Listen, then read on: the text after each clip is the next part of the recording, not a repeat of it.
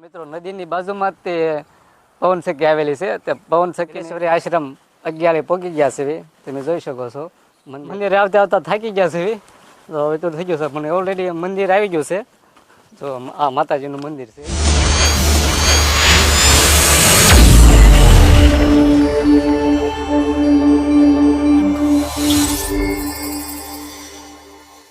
જય માતાજી મિત્રો, જય માધવ મોરપીસવાળા.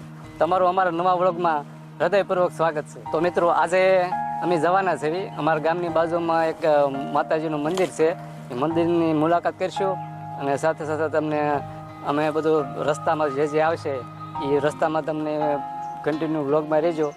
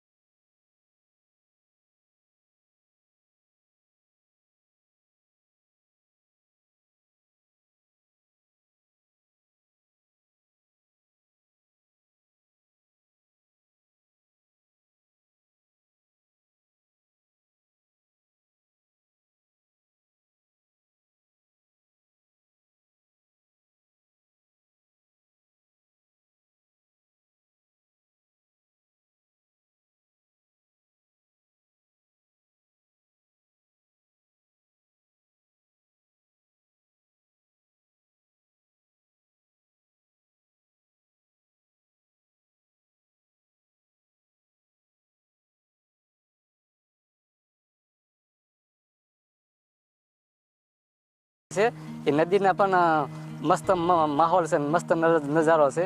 અને એની બાજુમાં તો એક્ઝેક્ટ પવન સખી આવેલી છે. પવન સખીની પણ તમને એક મુલાકાત કરાવીશું અને જોઈશું આપણે.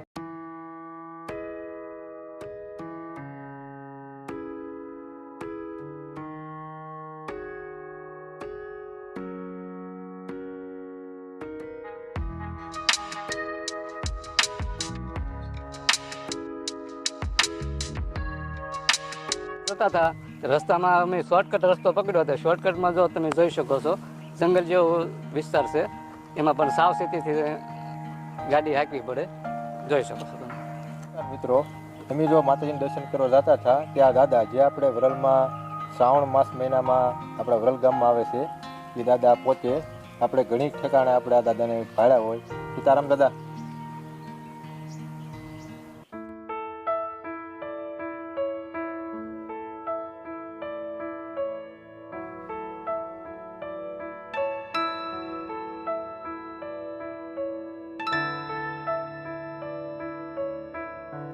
તો ફાઇનલી મિત્રો અમે ભીલેશ્વરી આશ્રમ 11 પહોંચી ગયા છે. તમે જોઈ શકો છો આ આશ્રમને ગેટ, આ આપણો બહારનો ગેટ છે અને ગેટની અંદર આપણે પ્રવેશ કરીશું અને અમે માતાજીના દર્શન કરીશું, તમને પણ દર્શન કરાવશું. અને તમે જોઈ શકો છો અહીંયા પણ મોટા મોટા પ્રોગ્રામોથી થાય છે. અને ખાસ વાત એ કે અહીંયા શ્રાવણ મહિનાની 8મે દી મોટો ભવ્યાતિ ભવ્ય મેળો ભરાય છે. તો તમે શિહોરથી આવતા હોય તો શિહોરથી ટાણાથી નજીક 11. ફાઇનલી મિત્રો અમે ગેટની અંદર પ્રવેશ કરી લીધો છે. હવે ધીમે ધીમે જાવી છીએ. થોડાક પગથિયા છે. અમે દર્શન કરીશું, તમને પણ દર્શન કરાવશું માતાજીના. તો વ્લોગમાં કન્ટિન્યુ રહેજો. ફાઇનલી મિત્રો માતાજીના ડુંગર ઉપર દર્શન કર્યા પહેલાં નીચે એક મહાદેવનું મંદિર આવેલું છે. તો ચાલો તમને ત્યાં દર્શન કરાવ્યું. અમે દર્શન કરીશું ને તમને પણ દર્શન કરાવશું. તમે જોઈ શકો છો મહાદેવનું મંદિર છે. તો ચાલો દર્શન. મેં ડુંગરો ચડવાની શરૂઆત કરી દીધી છે. ધીમે ધીમે જાવી છે. બહુ ડુંગરો કાંઈ મોટો નથી, નજીક જ છે મંદિર.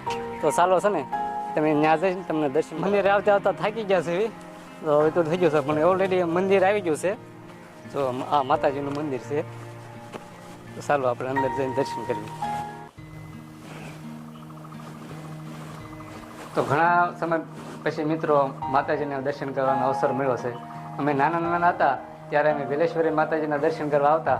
ત્યારે તો આ મંદિરનું નિર્માણ પણ નહોતું થયું અને અત્યારે તો ભવ્ય મંદિરનું નિર્માણ થઈ ગયું છે.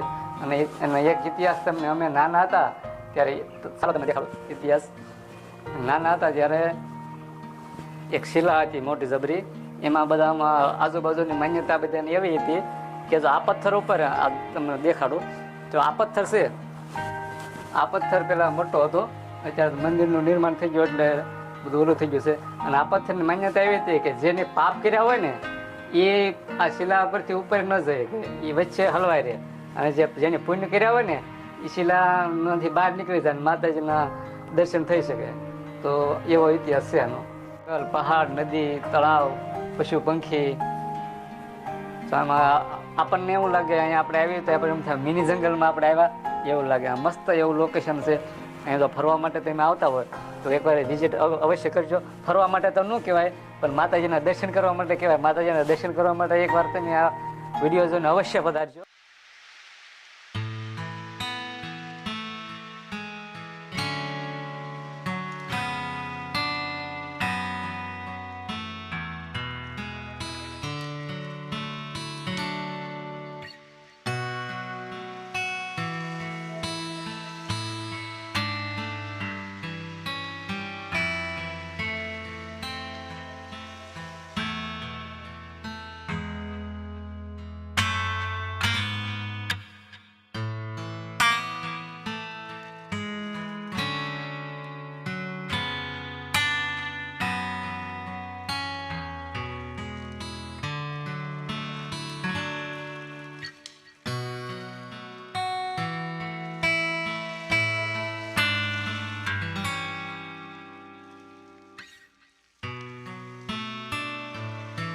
માતાજીના દર્શન કર્યા પછી અત્યારે જો દિયા થવાની પણ તૈયારી છે, અને અમે અમારા વિડીયોને એન્ડ આપવો છે.